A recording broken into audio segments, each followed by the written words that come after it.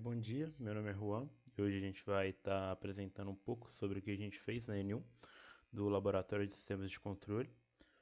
O grupo é composto por mim, o Alisson, o Keiler e o Ricard.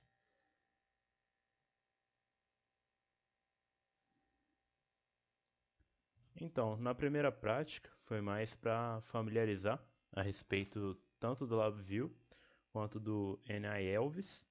E o que foi proposto para a gente é gerar três formas de onda, sendo elas uma senoidal, uma triangular e uma quadrada, e analisar o comportamento dela, né, por meio do osciloscópio e avaliando a sua distorção harmônica, né? Como a gente pode ver na primeira aí, a gente usou o gerador de função para criar um sinal senoidal com uma frequência de 5 kHz e uma amplitude de 5 volts.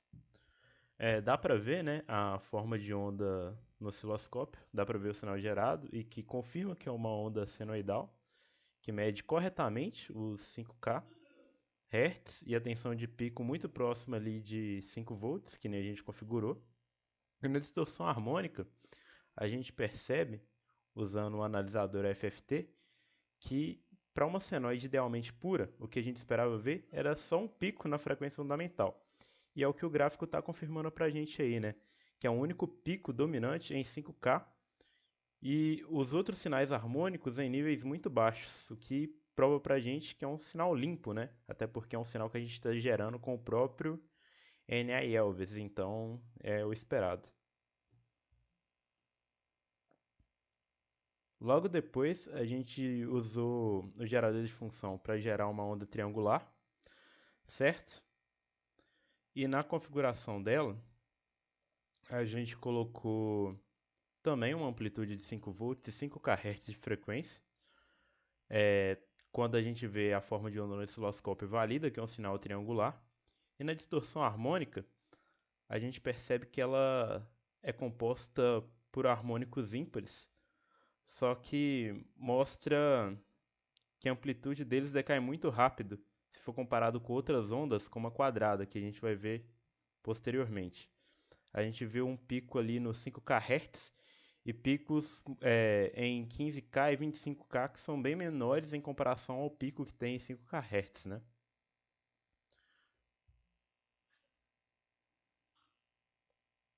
Agora, na onda quadrada, a gente manteve, né, as mesmas configurações das ondas anteriores e a gente pode ver que no osciloscópio mostra realmente uma onda quadrada.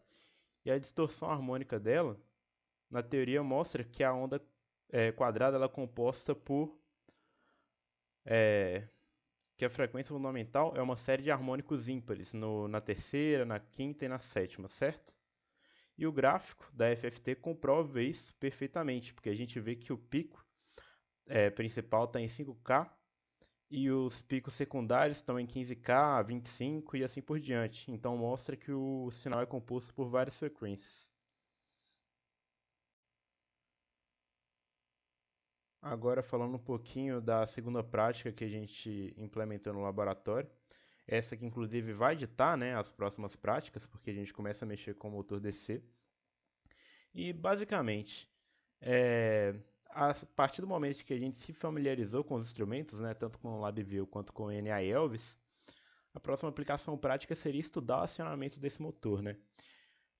Esse slide está mostrando o experimento que a gente fez para caracterizar o motor em malha aberta, certo? E o objetivo era aplicar uma tensão de comando e medir qual velocidade de RPM o motor ia atingir. No diagrama de blocos, dá para vocês perceberem aí que o programa faz isso executando duas tarefas em paralelo. Primeiro, tem uma linha de comando que usa um controle numérico para definir o valor de tensão que vai ser mandado de entrada, né? Um bloco do DAC Assistant pega esse valor de entrada e envia para o driver do motor.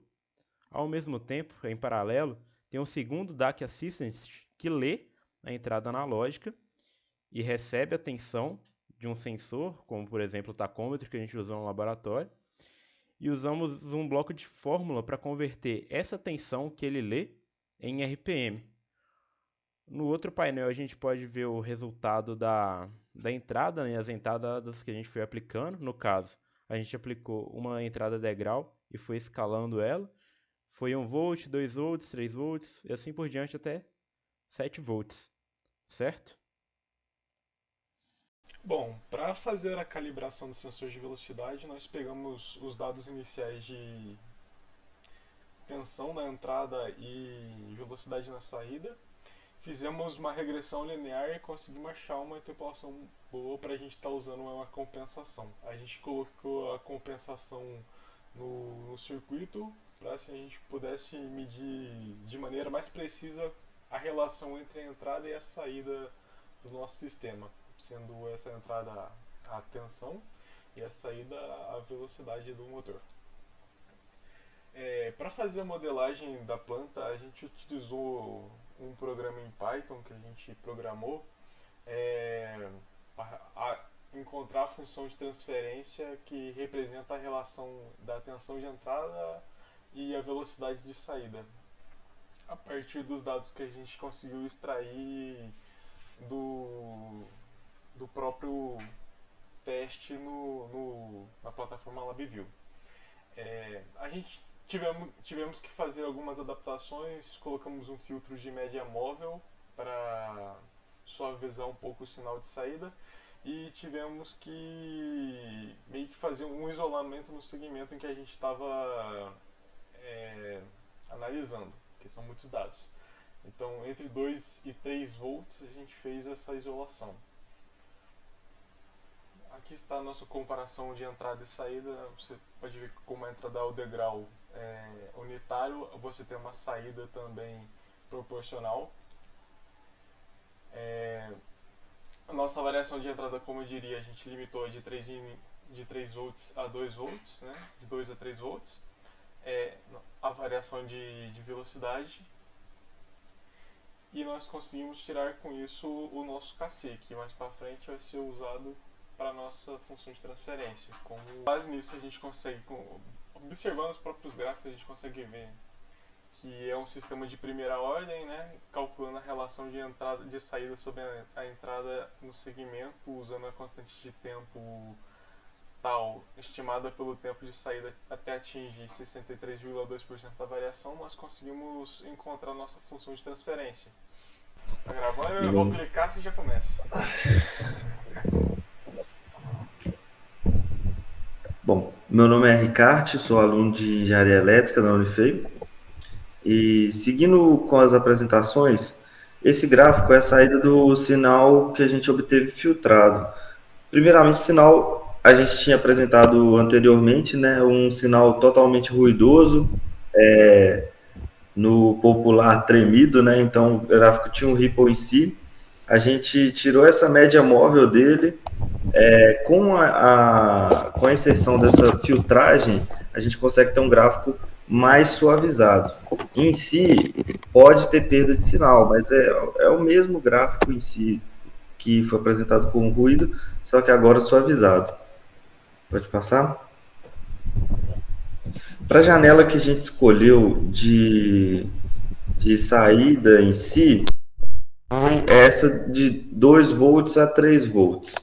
Bom, uma coisa que é bom ressaltar também sobre esse controle de RPM com base na tensão de entrada é que o nosso RPM está sendo calculado dentro do LabVIEW, né? Então, a gente está fazendo o controle baseado no RPM calculado de uma tensão que sai do nosso Elvis.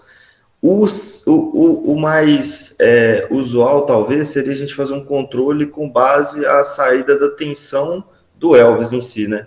Então, a gente controlaria, com base na tensão que ele emite, que representa o RPM, a gente controlaria ela e com base na tensão de entrada em si. Porque se ela tiver algum ruído, essa transformação que a gente faz dela, da tensão em si para o RPM, isso vai causar amplificação, e essa amplificação também vai amplificar os ruídos. Então, talvez seria mais usual isso, mas como a gente estava já fazendo a prática laboratorial, o tempo não estava tão longo, a gente optou por utilizar já o RPM direto, o controle do RPM pela tensão de entrada, e a janela utilizada foi essa. A gente consegue ver aqui na janela de baixo a entrada em si, um sinal degrau perfeito, e a saída, esse sinal com um pequeno tempo de um atraso no início e em si o sinal chegando ao seu ponto final lá em cima. Pode passar? E aqui a gente tem os dados coletados. Esses dados coletados também a gente coletou no intervalo já citado. Em cima, o intervalo em si coletado do motor, que foi aquele intervalo que a gente tirou do gráfico que foi suavizado. E embaixo é o que está identificado como FT, identificado, né? Ele foi um gráfico retirado em si da nossa função de transferência da própria planta. Então, ele não teve, não foi nada experimental, ele já foi utilizando a planta que nós obtivemos com as respostas e saídas vistas no laboratório. Bom, eu sou o Keiler. Aqui vou dar início a respeito das nossas decisões de projeto. A gente optou por utilizar um máximo sobre o sinal de 10%. Para isso, utilizando o gráfico do overshoot, a gente decidiu utilizar um QC de 0,7, por ser uma função de primeiro grau, né, a função de motor. Somente utilizando o gráfico, a gente tem o valor do QC a partir do máximo sobre o sinal que a gente deseja. A partir disso, a gente também calculou o nosso tempo de acomodação, que é provindo do valor do tal que a gente calculou lá no início, que é os 66% do valor. E também calculamos nossa frequência natural, ômega n, com o valor de QC e o valor de TA, que é o nosso tempo de acomodação. A partir disso, a gente teve um TA de 0,33 segundos e um ômega n de 20,02 rádios por segundo. Pode passar. Aqui está a saída da nossa planta com esses valores. A gente pode ver que o máximo sobre sinal ele é levemente maior do que os 10% que a gente estipulou. Ali está em torno de uns 18%, mais ou menos. E o tempo de acomodação não está levemente, está bem um pouco acima do que a gente estipulou do 0,3. Está ali em torno dos 6,5 segundos, que é bem maior do que a gente estipulou. Mas é aquilo, né? O calculado muitas das vezes não vai sair como o prático. E aqui o nosso gráfico é a prova disso. Pode passar. A partir dos valores já calculados, demonstrados nos slides anteriores, a gente jogou nas fórmulas de Kp e Ki, que são, respectivamente, os nossos ganhos proporcionais e integral. E chegamos nos seguintes valores de Kp e Ki, como mostrado aí no slide. Pode passar. Agora, jogando os valores dos nossos controladores proporcional e integrativo, na planta original, a gente tem a seguinte equação, onde a gente pega a planta original do motor CC, com o nosso ganho puro, nossa constante de tempo, e multiplica com o nosso ganho proporcional e nosso ganho derivativo, integrativo, perdão. Pode passar. Aqui está a nossa resposta do controle bruto. A gente pode ver que o nosso controle do Kp, que é o nosso ganho proporcional, funcionou perfeitamente, porque a gente não tem em nenhum momento um sobressinal. E também o nosso erro de estado estacionário é praticamente zero, pois a malha tende ao valor unitário, que é a nossa entrada ao degrau, ou seja, mostrando a nossa eficiência tanto no estado estacionário, tanto no ganho proporcional. E basicamente esse foi a nossa apresentação do trabalho inicial, onde a gente tinha que pegar um motor CC, estudar ele e fazer relação de entrada de tensão e saída em RPM. A partir disso, a gente modelar a planta e pela modelação da planta a gente calcular tanto o nosso ganho proporcional, tanto o nosso ganho integral. E muito obrigado, e assim eu encerro nossa apresentação.